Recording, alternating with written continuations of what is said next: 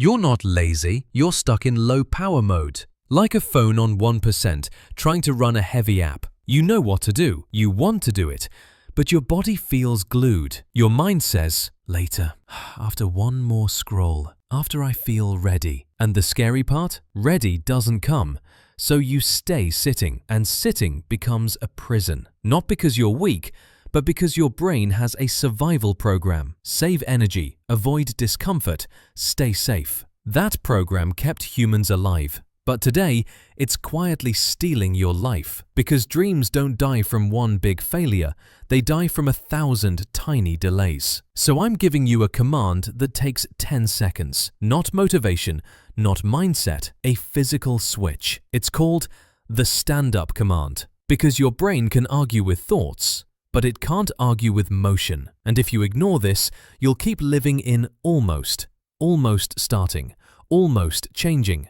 Until one day you look back and realize you spent your best years preparing to begin. This is your final signal. Miss it, and your life could quietly stay the same forever. The 10-second trick, the stand-up command. When you feel lazy, you do one thing. You stand up within 10 seconds. That's it.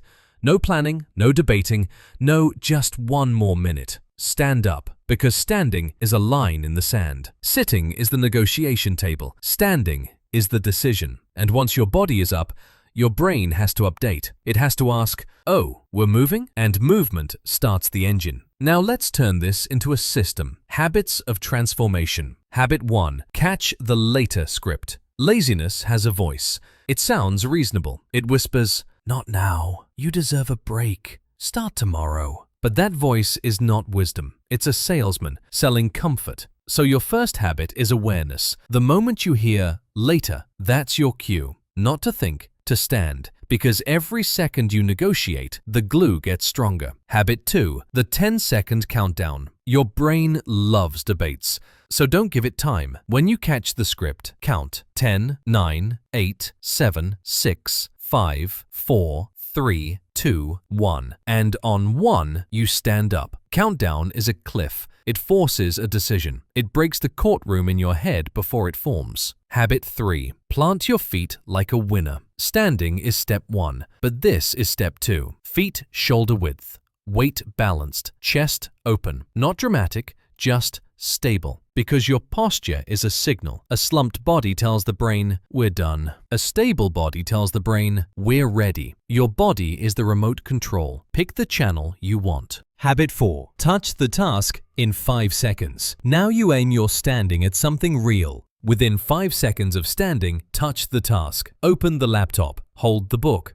Put shoes on. Grab the trash bag. Pick up the pen. Touch turns the task from a monster in your head into an object in your hands. And objects are manageable. Habit 5. The 60-second entry. Your brain fears marathons.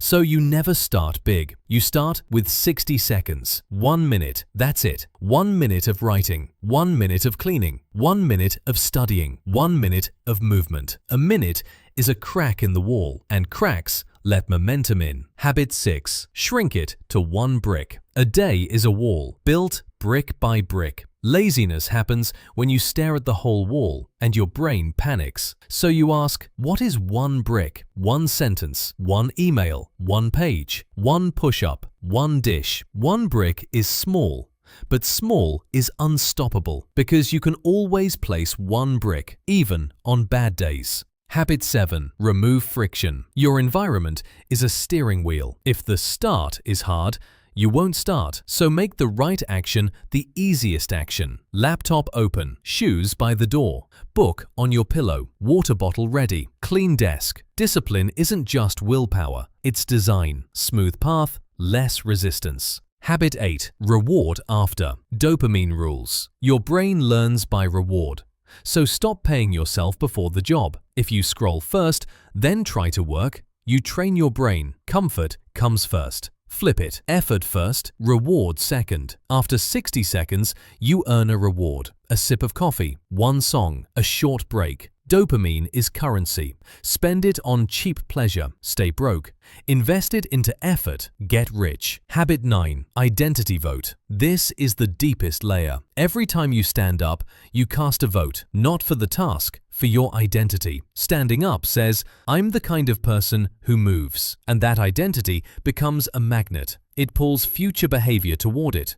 You stop waiting to feel motivated because you become someone who acts without it. The full stand-up script. Use every time. Hear the excuse. Count 10 to 1. Stand up, touch the task. Do 60 seconds. That's it. Not perfect, not pretty, but powerful. Because your life doesn't change from giant speeches. It changes from tiny commands. Repeated daily. What happens after 30 days? Day 1 feels silly, like standing up won't fix your life, but a seed doesn't look like a tree. Day 7. You start moving faster. You stop wasting the first hour negotiating. Day 14. You feel something rare, self-respect, because you're keeping promises. Day 30. You realize the truth. You were never lazy. You were unstarted, and now you have a start button. You don't need more motivation.